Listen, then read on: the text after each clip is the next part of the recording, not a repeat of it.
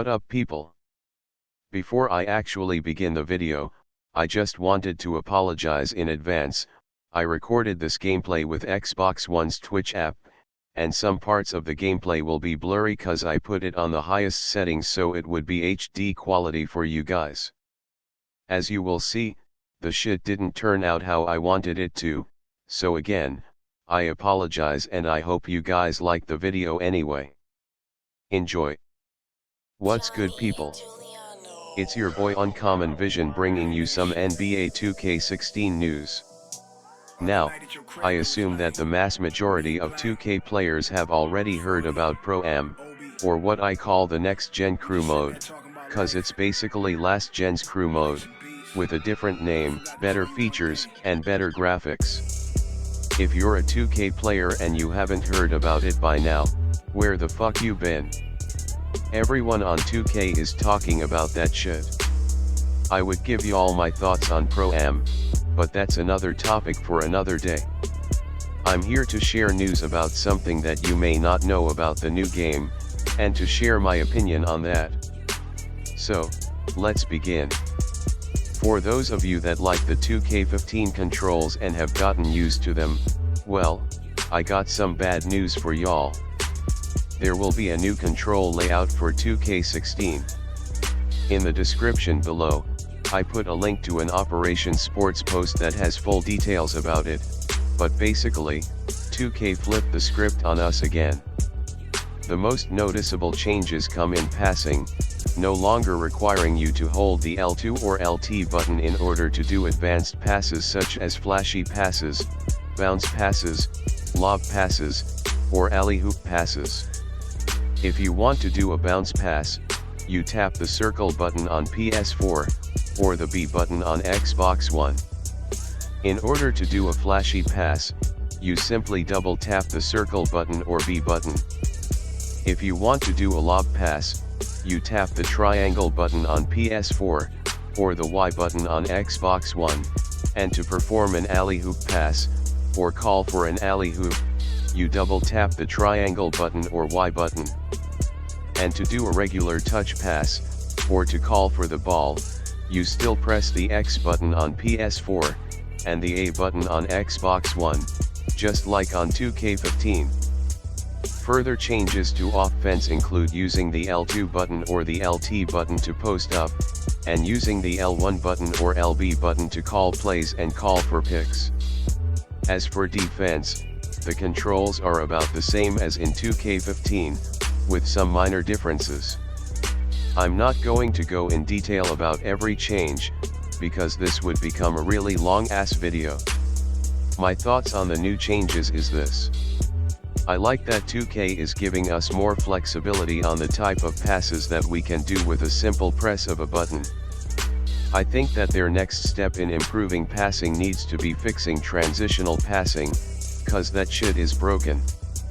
I can't tell you how many times a fast break was stopped, not by the other team hustling down the court during transition, but by a lead pass that made a player immediately stop their momentum toward the basket, and reach back for the ball. What makes it worse is when nobody is in front of them, and they have a wide open lane for the layup or dunk, and the pass that is supposed to lead them to an easy basket, completely stops them in the middle of the fucking court. I hope this shit is fixed in 2K16, because it is just fucking stupid. Now, as I said before, the new passing controls are cool, awesome, whatever. However, what really annoys me about the new control changes is that 2K has developed a pattern of changing the controls every 1 or 2 years.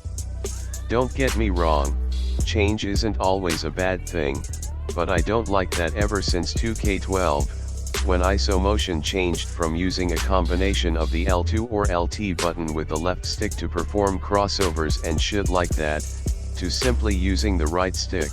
2K has repeatedly changed the controls without at least giving us 1 or 2 alternate control layouts to choose from, like they did in 2K11, 2K10, and other previous games before that. Granted, in 2K13, 14, and 15, we have been able to change what the right stick does, but we still cannot switch the control layout for the buttons and triggers, so they perform different actions. At least not without having to buy something outside the game to make this possible inside the game. Look here 2K, I'm gonna need you to stop that shit.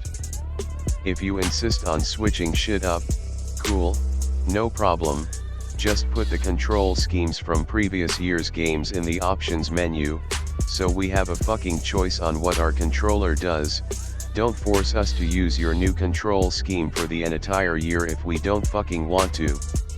Now, moving along. In other NBA 2K16 news, is the question on whether MyPark and Stage will be back. Several days ago, during Ronnie 2K and LD 2K's breakdown on Pro-Am, Ronnie 2K confirmed that affiliations will be returning, just not in Pro-Am. He didn't go into detail about in what way that they will be in the game, but I expect that it has something to do with MyPark. I am 99% certain that MyPark will be in the game. I also think that Got Next will be in the game, but only in MyPark, since instant matchmaking has already been confirmed for being in Pro-Am, but hasn't been confirmed for MyPark. As for the stage, I highly doubt that it will be returning, since players turned it into a fucking cheese fest, with everyone doing the same fucking moves, the same side-to-side zigzag behind the back step back hit a corner 3 in a nigga's face bullshit. And the 7-2 point guard demigods just makes it worse. Initially, the stage was a good idea. It was a fun little mode, but after 2K released patch 4, which I call the green light patch, the stage became as unenjoyable to play as the JRC. On some real shit, 2K needs to get their shit together cause NBA Live 16 is looking really good. If they aren't careful, more people are gonna start preferring to play live over 2K, especially if 2K's servers are as shitty as they always are, or if the side-to-side zigzag behind the back step back hit a corner 3 in a nigga's face bullshit is still in the game. And even if 2K eliminates all of the issues that plagued 2K15, which I doubt that they will, the battle between Live and 2K this year will still be a good one in my opinion. This should be a good year for both 2K and Live fans. Well people, that's all I got for you today. As always, feel free to share this video, and to give your thoughts and opinions below. What do you expect from MyPark next month? What will 2K do with Park affiliations? Is the stage one and done? What do you think about the new controls? Do you like them, dislike them, or simply don't give a fuck? Or do you just want me to shut the fuck up and stop asking all these fucking questions? You know what? Fuck you then. The